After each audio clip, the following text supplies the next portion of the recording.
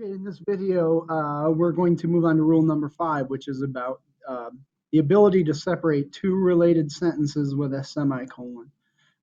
Sometimes this is known as the sexy semicolon rule, and they call it that because when you do the little emoticon, it's winking at you. So there you go. That's why it's called that.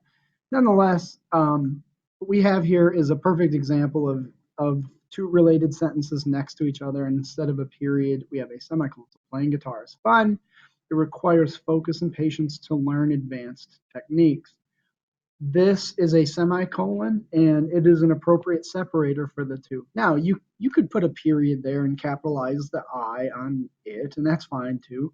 You could have gone either way, or you could have put the word and. Sometimes that's a good replacement.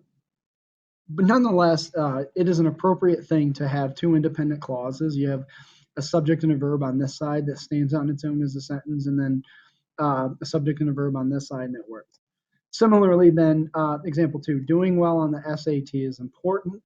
That's its own sentence. Colleges use these scores as part of their admissions requirements. Once again, using a semicolon to separate two related sentences, and yes, these two are related to one another, is an appropriate way to do that. When you do the SAT with writing or with essay, this isn't a bad technique to use every once in a while to convey your ideas, to put two related ideas next to each other without the power separating of a period.